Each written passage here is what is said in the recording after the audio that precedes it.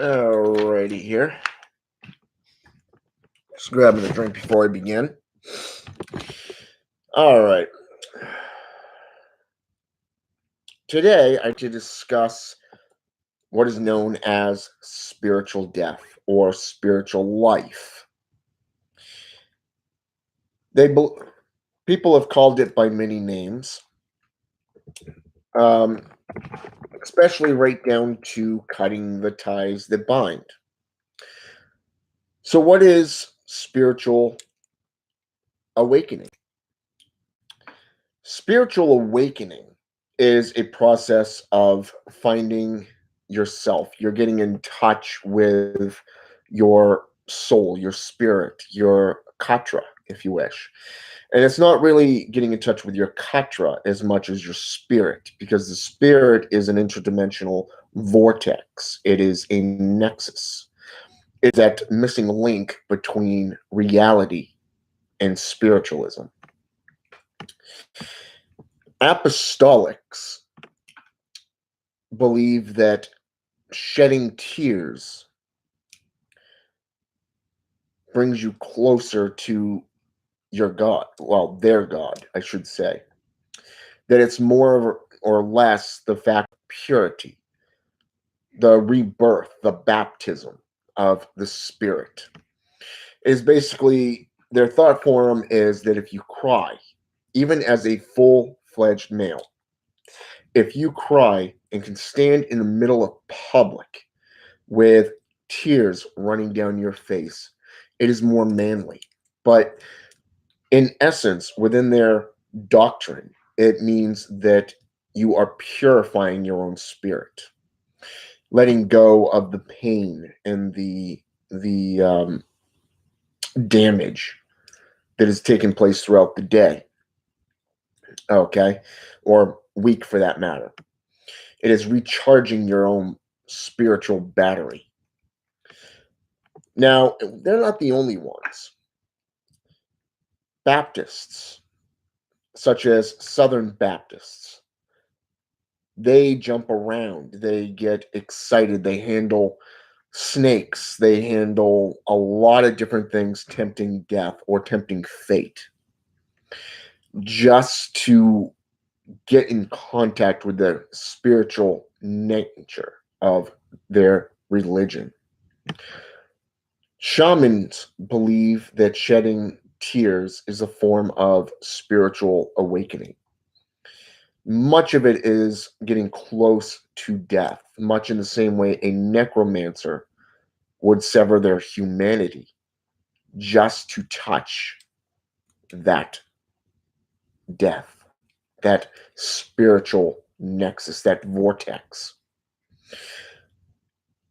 Witchcraft is a whole nother topic. And when it comes to shedding the ties that bind, there's a lot of psychosis behind it, especially over the last 2,500 years of suppression by the church. Much of it is utilizing a form of, well, let's just call it the proverbial scissors to cut that ribbon, much in the same way the fates in Norse mythology would sever the life force, perhaps even the ones in Greek mythology. Okay?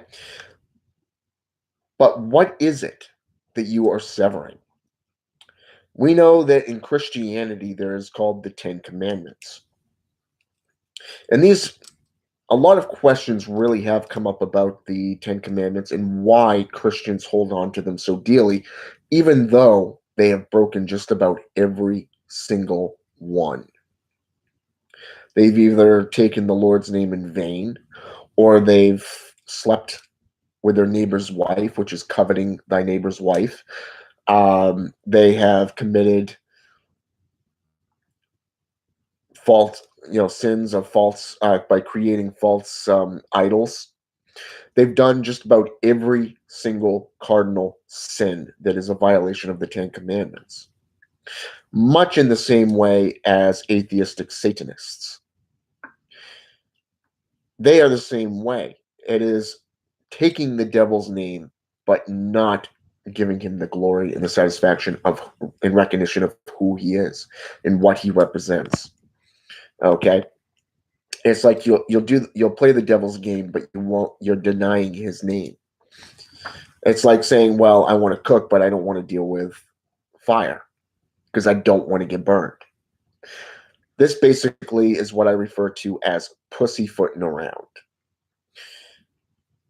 And my cat just gave me the stink eye. But anyways, but what is it? So I went to my bookshelf, and back when I was becoming a minister, training to become a minister, I studied underneath multiple different Christian faiths for almost a decade. And from Pentecostals to Apostolics to Baptists, right down to what is known as the Mansion Ministry. And I even went to a Catholic church a couple of times. Couldn't really get into that one. There was just too much hypocrisy. But I wanted to bring something up to you. And let's see. I gotta go back here.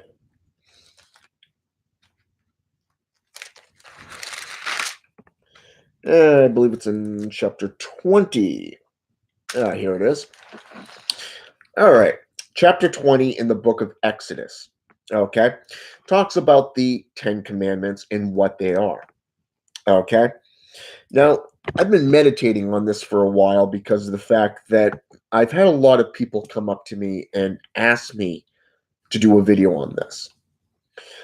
So, since I've been getting into a lot of ritual work with Azazel, I've been getting into a lot of ritual work with Lucifer and Amma-Iman, Moloch, Abaddon, Astaroth, Beelzebub. Been working heavily with these beings.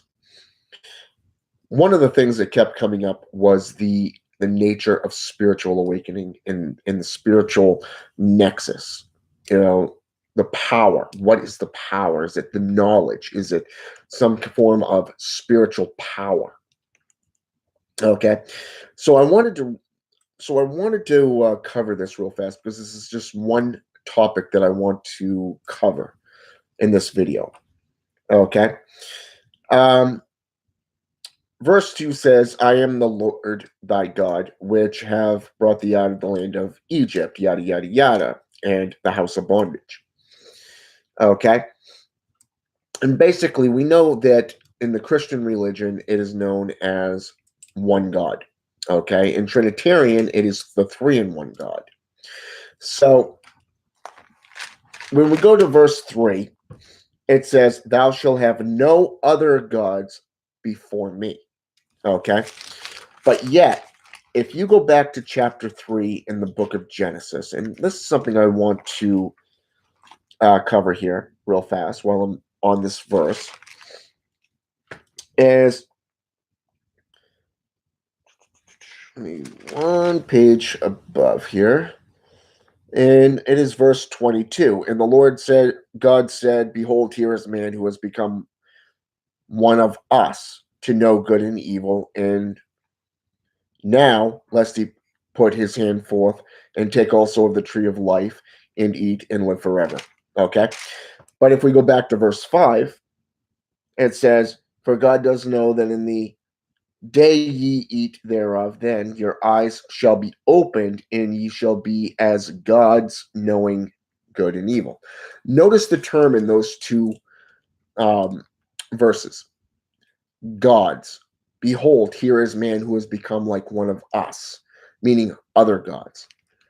If your eyes will be awakened, and ye shall be known, become as gods, knowing good and evil, meaning there are other gods, and that you as a microcosm can become the macrocosm, the little god to the big god. Okay.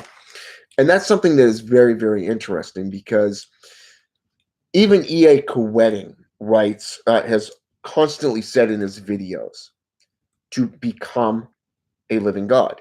Okay, it's right in the title itself. He believes he can become a God, that Azazel has promised him and will fulfill that promise to him. Okay, now this is not the only section. Okay, these are not the only other ones. If you go to Turk Suzej from who wrote the Demonic Bible and also the founder of the Embassy of Lucifer, he goes by the Thelema system, which is Thelema Zapier Dietas, which means to become or to will thyself to become. Okay, rising above humanity and becoming as gods. There are those that believe in supernatural abilities. Okay, I can tell you through my own practices that you can't create a storm. At least I can't yet, but I am able to manipulate a weather pattern that's already emerging. There's a difference. Okay. Now, going back to this, verse 4 says, "Thou shalt not make unto thee any graven image or any likeness of anything that is in heaven above, or that is in the earth beneath, or that is in the water under the earth." Okay. Now, what's interesting here is they're talking about graven images. Now, as I said earlier, Christians are the biggest hypocrites out there because they have actually broken this commandment. This is just one of many that they have broken. But if you think about it, every religion out there has some form of graven image. Satanism, it is Baphomet. Witchcraft, it is one of the gods and goddesses, the statues. Be it the cult of Moloch or the cult of Isis. Okay, same exact thing. It is the statue. It is that graven image. Okay, and Catholicism, it is the crucifix with what they believe is the image of Jesus Christ. How the hell do they know if he's got long hair, short hair, if he's black, white, or a freaking fur baby, for Christ's sake? You just don't know because you weren't alive back then. Okay, so you're seeing what I mean here. It is that graven image. Okay, I can't tell you. Let's see. I have 3 statues: one of Dagon, one of Molech, and a Baphomet. Okay, and then I have 3 skulls. Okay, graven images. That's just on one altar, one of my altars. Okay, so when we think of graven images, when we think of what represents our religion, our philosophy, our spiritualism, okay, and I'm going to get into this here too, and a lot more depth once I'm done reading this. Verse 5 says, "Thou shalt not bow down thyself to them or serve them, for I, the Lord thy God, am a jealous God." Okay, and this has actually been proven throughout time, at least according to the Judeo-Christian Society, who has committed crimes against humanity. They have basically slaughtered thousands, if not millions, worldwide, and continue to suppress and murder the spiritual nature of mankind. Okay, upon this one aspect here. And then verse 6 says, "And showing mercy unto thousands of them that love me and keep my commandments." That's verse 6. Now, verse 7 says, "Thou shalt not take the name of the Lord thy God in vain." Now, how many people do you know on a daily basis that sit there and go, "Jesus fucking Christ," or or whatever, Now, this is something that a lot of people do, and I'm going to get on this one in particular. Okay. Let's see. Go down to verse 8. "Remember the Sabbath day." That's Sunday. according to the Judeo-Christian Society. Work 6 days and have the seventh day off. Okay. Now, even in Genesis 1, it states this. In 6 days, he created the heavens and the earth, and then he took, on the seventh day, he rested. Okay. This is why it's called the Sabbath day. Now, verse 9 says, 6 days shall thou labor and do all thy work. But verse 10 goes into saying what I just said, so we'll skip that and go into verse 11.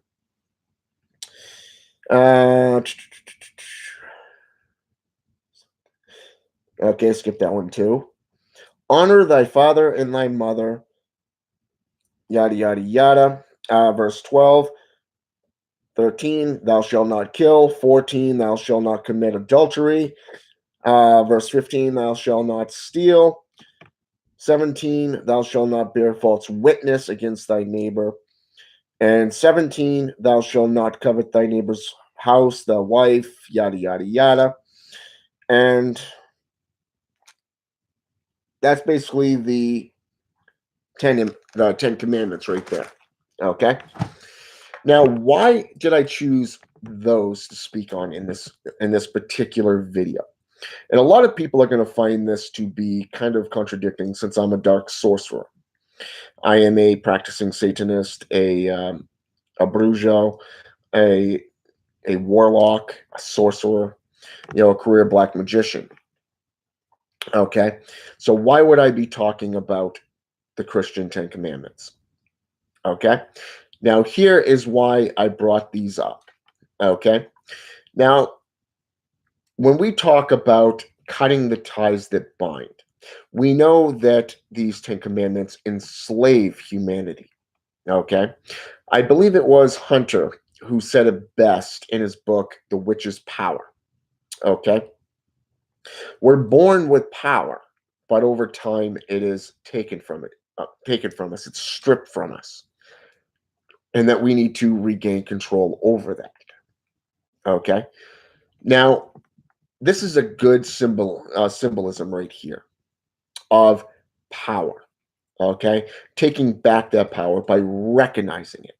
Okay, Sun Tzu wrote, "To know thyself is to know thy enemy, and to know thy enemy is to know oneself." Okay, Friedrich Nietzsche even said something similar to this, which is very, very interesting in itself. Now, in the book Good and Beyond Good and Evil. Now, what does this have to do with what I was just reading on? This is why. How many people worldwide have already committed most of these symbolisms, but yet have not recognized that factor?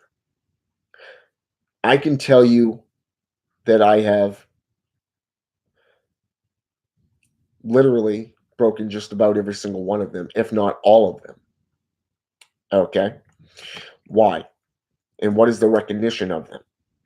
Okay. It is that breaking of the cord, physical versus spiritual. Okay. But here it is. A lot of people talk about wanting power. Okay. Wanting that knowledge, but they're afraid to go after it. Okay. Now, the tree of good and evil was denied to mankind because Jehovah wanted a drone. They wanted ignorant drones. Okay, slaves. Okay, and most of this comes out of Egypt, but it also comes out of the Sumerian, Arabic regions of the world. Okay, now when we're getting into things like adultery, getting into stealing, getting into committing adultery, coveting thy neighbor's wife. Okay, I can tell you that I've done this. I don't know how many times in the past, and I did it with a song in my heart, just because I knew that I could do it. It was power. Power. Power. Plain and simple. By taking the first step is recognizing that there's other gods. Therefore, creating those idols, creating these other gods, going out and recognizing that they do exist. Taking that one God's name in vain and saying, fuck you, sit and fucking rotate. And there are other gods, and I don't give two shits if you're jealous or not, because in verse 5, it clearly of Genesis chapter 3, it clearly states that he feared that if mankind ate of that tree, they would become as gods and he could no longer control them. Even in the story of Lucifer or the story of Iblis, a third of the angels left heaven. In the book of Enoch, a third of the angels came down to have relations with the daughters of men, taking wives unto themselves and therefore producing the Nephilim. Okay? The knowledge, they taught mankind knowledge. The story of Prometheus taking fire from the gods, the story of Lucifer falling from heaven, okay, as a giant fireball, okay. Both symbolisms gave mankind the knowledge of fire, the knowledge of occultism, the knowledge of alchemy, necromancy, chiromancy, hydromancy, pyromancy, geomancy, you name it, the 7 forbidden arts. Now, why are they considered forbidden? It is because they bring you knowledge and power, and that a lot of people will seek you out because of it. Okay? So when you break all these commandments, 9 times out of 10, you're going to come across people that have already committed or violated at least 7, anywhere between 5 to 7 of these commandments. Very, very interesting to point that out, isn't it? Especially when you hear just about what they mean, what they stand for. But most people will not go out and commit those last 3 steps. I'm talking about stealing. I'm talking about committing murder. I'm talking about severing that tie, creating those idols, becoming the sorcerer that you're meant to be, or the sorceress. Okay? Does it mean going out and committing actual murder, like in hoodooism, Santeria, Palo Mayombe? Okay? Well, they'll sit there and stretch a dog out and chop off the head, or the same thing with a rooster, a chicken. Okay? Perhaps in Incan and Aztec religions where they utilized, and even Druidism where they used human sacrificing. Okay? To the sun god Inti, the Aztecs would lay the sacrifice down and rip out the beating heart. In Druidism, they tie him down and the blood sacrifice. Now, blood was considered in Genesis chapter 4 when Cain murdered his brother Abel. It was said that it literally corrupted the ground and evil was born. But if we go back into the Midrash, if we go back into the Jewish Haggadah, if we go back into the Dead Sea Scrolls, specifically the scroll of Amram, we see where the sons and daughters of darkness, or the sons and daughters of Belial, stood against the sons and daughters of light, that of Michael, the archangel. Okay? The war in heaven, the war here on earth, the war in hell, whatever. And one of the expressions is that Jehovah has no power in Satan's kingdom because it was Satan who created it. Now, if Genesis 1 states that God created the heavens and the earth, but yet if you go to verse, how should I say this, 2 Corinthians 4:4, you see how it clearly says that Satan is the God of this world. Okay?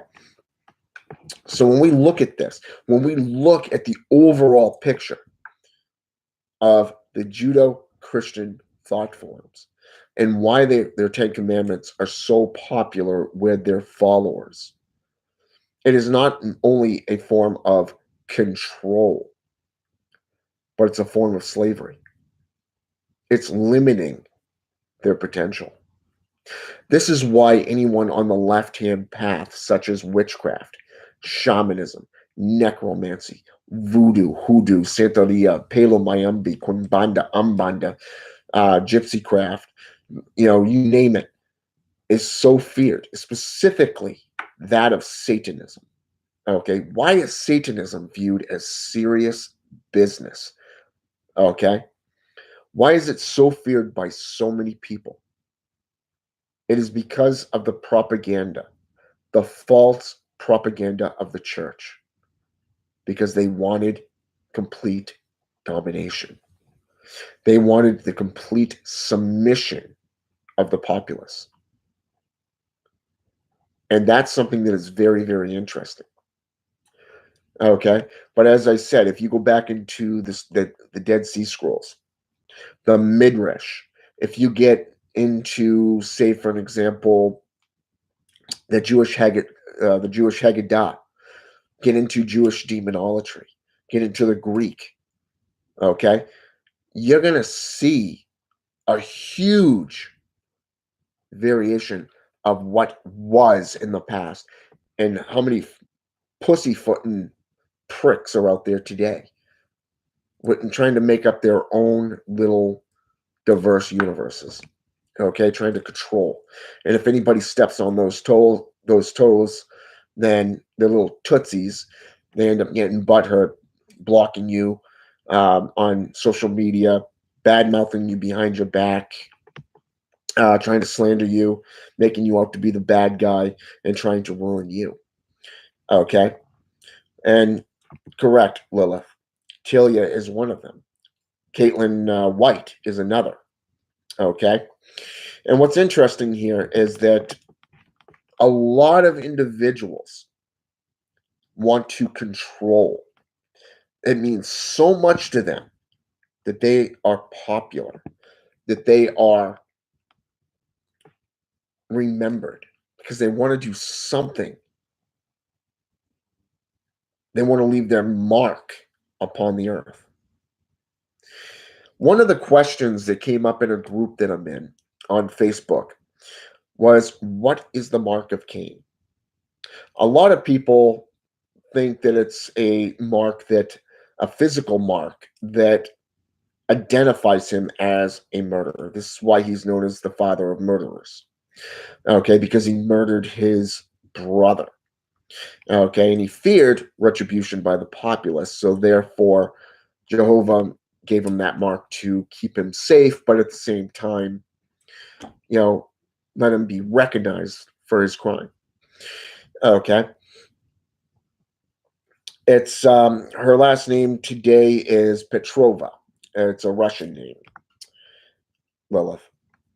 So, anyways, so you see where names can come into play, but also the propaganda can change over the centuries.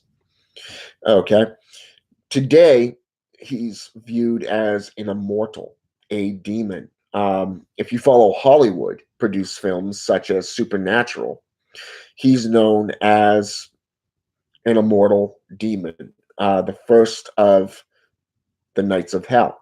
If you follow Lucifer, the TV show, he in season 3, he is known as an immortal that basically comes in as a lieutenant on the LAPD. Okay, so you see how things change and how it partly goes with the myth and the legend, but in all actuality, they're leaving so much out.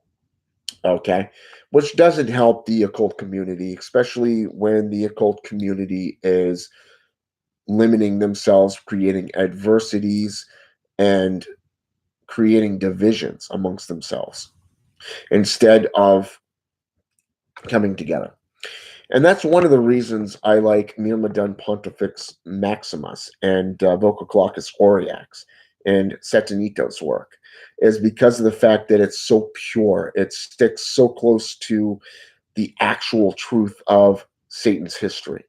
They create an actual working foundation to where you can grow, you can learn on yourself, you can work with the demons, you can create an order for yourself, you can create a coven for yourself.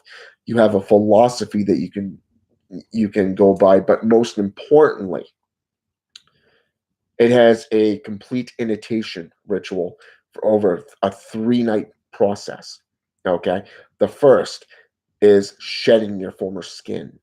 Okay, severing that tie to the old religion, or that old philosophical thought form. The second is the dedication, the actual sacrifice, if you wish. And then the third is dedicating your life to Satan and to Satanism and doing Satan's work. Okay, and a lot of grimoires today that we know that has sprung up over the last 500 to 1,000 years talks about a hierarchy of demons or angels, the fallen angels, such as the 7 Olympic spirits. When you get into the Goetia, you have the 9 crown kings. You have this. You have the 7 crown princes of the spirits of the air. Okay, you have the 7 manifestations of demonic sins associated with the crown princes. Okay, but it all comes down to the grimoire that you're reading out of and what you actually believe. But the one thing that all these grimoires have in common is the complete dedication, making that pact, making that deal. Okay, in the Grand Grimoire, it talks a lot about summoning Lucifer's Raphael. He is the pact maker and the scribe. This is the one thing he is constantly referred to as being. And that's just to be able to get in front of Lucifer. Okay. Lucifer being known as the bearer of light, the age of enlightenment, the element of air, the east. Okay. Whereas if you think about it, the element of air could be associated with Beelzebub, Lord of Flies, Pazuzu, the Sumerian and Egyptian Lord of the Harvest, known as the one that they called on to not only control the harvest but to grant blessings. But in a lot of mythology, he's known as the destruction. He's the Lord of Grasshoppers, whereas Beelzebub is the Lord of the Flies. Are they one and the same? Who knows? But anyways, just because they're both out of insects, just thought I'd point that one out. But then you got the Red Book of Appen, okay?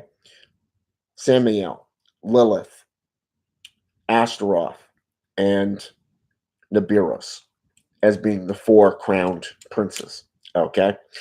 Whereas today we have Lucifer, Satan, Lucifer, Belial, and Leviathan, okay, as being the 4.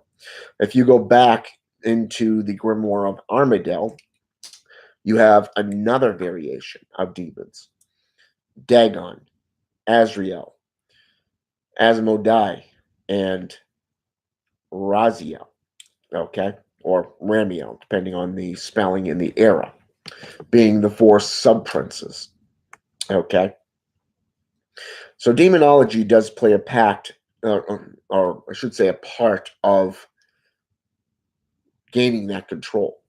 And the reason why I say this is because of the fact that when we think of the 10 Commandments, When we think of the nine satanic statements, or the seven cardinal sins, the 11 satanic rules of the earth, the 21 satanic points from the COS, the Church of Satan, LaVey's group.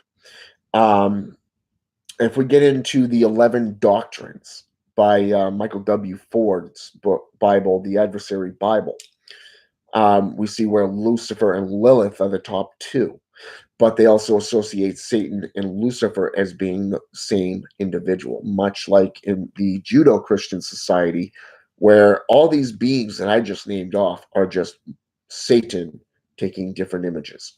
Okay? So the recognition of the 10 cardinal commandments of the Judeo-Christian society must be broken. If you look back over through the dark arts, or ritual magics, you're going to see where tears play a part. You're going to see where ritual tools has played a part. You're going to see where the symbolatry of a spiritual sacrifice, committing murder, utilizing graven images, you name it, it's going to be there. And that is why they're considered their cardinal sins if anybody breaks them. And basically, by separating yourself or severing yourself from the herd conformity and actually breaking these, are a form of symbolism, mystical and magical symbolism, where you are setting yourself free from the false dogmas of the controlling factions, such as Islam or Christianity, Catholicism. It is the exact same thing. If you're a Catholic, have you ever thought about why they refer to you as a number? That's all you are to them, just a number. Apostolics do more damage than they do good. There are groups worldwide that are similar to these. In my last video earlier today, where I talked about the cons of car dealerships, one of the things that I wanted to bring up in that video, which I didn't because I didn't have the time, was groups like the Illuminati, who sit there and promise you riches and power. But yet I can tell you, people that have come to me asking about them, even one of my own apprentices, and I've talked about this in the past, have come to me and say, you're right. They're nothing more than con artists. It's spiritual death. And to move beyond this, you really have to put yourself to death. You have to sacrifice yourself. You have to sacrifice all your beliefs, get rid of all those false dogmas, all those false teachings, everything that you were led to believe, to be able to find your true self, to get in touch with your spirit. Have you ever wondered why the Hermit is one of the major arcana in the tarot card deck? Or the Magician? The Hierophant?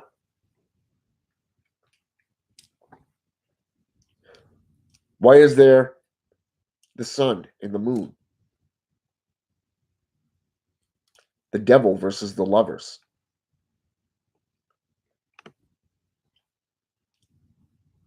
Same exact thing. It is that duality, that balance. You have to find the physical and the spiritual to work hand in hand. And that's one of the reasons why I read the 10 commandments to you, so that you can actually get a physical sense of what I'm trying to say here. To sacrifice those things, to break them, is to find freedom. To get rid of the duality, the hypocrisy, the false dogmas, the doctrines that lead you to death. And only then can you find yourself. to get in touch with these spirits, these demons, these angels, these beings of such power that are willing to show you how to rise and become Thanima Zapier Dietas, to become as gods, knowing good and evil, to become magical. You look at Frank White. A lot of people have said that he is so down to earth, but yet at the same time, his magic works. Why do you suppose that is? Why do you suppose that E.A. Koetting's magic works? Or that of Esben Cayenne? Perhaps Curtis Joseph, S. Connolly Reeser, J.D., for an example. Same exact thing. It is because they have tapped into something and they've gotten rid of so much dogma, so much falsity and negativity from their lives that they've completely and utterly dedicated themselves to the arts and practices, to be able to learn, to practice, to experiment, and to create. They've learned to tap into that spiritual nexus and that intercessionary prayer where they're able to contact these demons, these angels, and work with them, forge deals and relationships with them, and learn from them as apprentices. But at the same time, apply what they've learned to better themselves in this world. Look at Sumnus Dreadwood and what his group has done, the Cabal. Okay? Same exact thing. There is so much out there that people do not know and do not understand. And until they rise above humanism, that microcosmic, little puny existence, they will not understand the macrocosm, the big God, on a universal, either a solar, a universal, or even a multiversal level. To understand the different planes of existence, to be able to ascend or descend through them, to move into other dimensions through the releasing of your katra, your consciousness. These are things that you have to learn how to do. And to do that, you've got to get rid of your fear. You've got to get rid of the hatred. You got to get rid of all that false dogma that people bring out of you.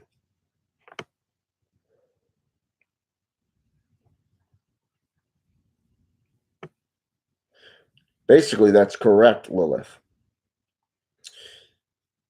But eventually, the embers burn out, and then it's all darkness. Exactly. Azazel, the ancient darkness. Ohor Dahaka, the prince of the purest evil. The underworld, who was feared. The sun, be it Sarath, Lucifer, Inti, Ra, Apollo. These are all sun gods. But people take things literally. When people say the Lord of my Lord, are they talking about a god or are they talking about human titles? People don't discern between them. That is why a magician, a career sorcerer, be it a dark sorcerer, a priest, a priestess, has to learn to get rid of that biasness and to move beyond that. And until you do, you're not going to get very far. I can tell you it's taken me 28 years of complete dedication to get to where I am. I've had seers and psychics look at me and say that they see 7 horns on my crown and a gold crown with purple flame, that I have my own mansion in hell. I've had voodoo priests look at me and tell me that I have 5 very powerful demons, lords, that walk beside me. Is it true? Don't know. I could take it on faith, perhaps believe it. But if I haven't experienced this stuff firsthand through my own ritual works, where I've listened, I've heard them speak. When you ask them what to do, and all of a sudden, in a clear voice, just behind you, you hear, spill blood on the altar. Or the temperature suddenly changes where there is no draft. It becomes hotter or colder.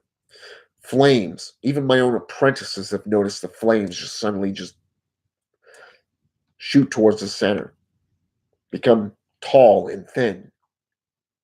The smoke separates. One goes towards the candle, the other goes straight up in strands. You see, this is what I'm talking about when I talk about power. You have the spiritual power, and then you have the power of the magician. You can say what you want about some of these false teachers that are on YouTube, such as John Ramirez, who claims to be an ex something, and just about every video he's been on, and yet he's nothing more than a Christian. But the one thing he did have correct is if you want to change something in the physical, you must first do it in the spiritual. And I can tell you that this is actually true. And it's taken me a long time to get to where I am. And I've still got a long way to go. I'm still learning. I'm still growing. I'm still maturing. But the question is, are you going to do the same? Because I can't make that decision for you. Only you can. So learn to cut the ties that bind. Just because someone's good in your life, such as your mother, your father, doesn't mean they're good for you. I can tell you that I've had to sacrifice my own mother, her side of the family, because they're nothing more than drug addicts, alcoholics, master manipulators who would manipulate their own flesh and blood to get what they wanted. The only time they had want anything to do with you is if you reach out to reach for them. My dad's side, bunch of betrayers, liars. I gave my father one chance. Both he and his wife betrayed me. Gone. These are types of people that you don't need in your life because they'll only haul you down like an anchor to a ship.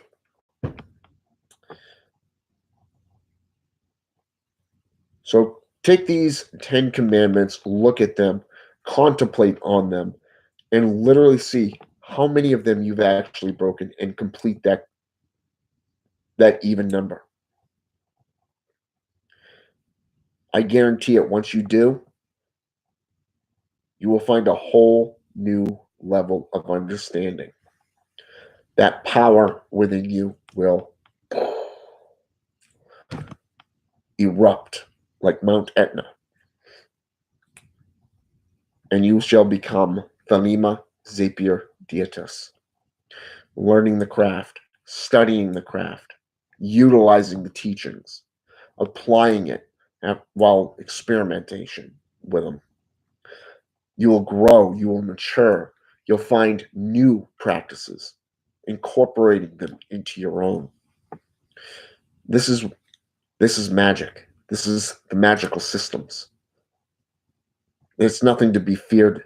It is nothing to be hated. It is what it is. but you got to learn to be forged in sorcery. You got to learn to allow yourself to be forged. Sometimes you have to have that death before you can find that life. In Domus, is it what's that old expression there? In Domus Deorum Metosium.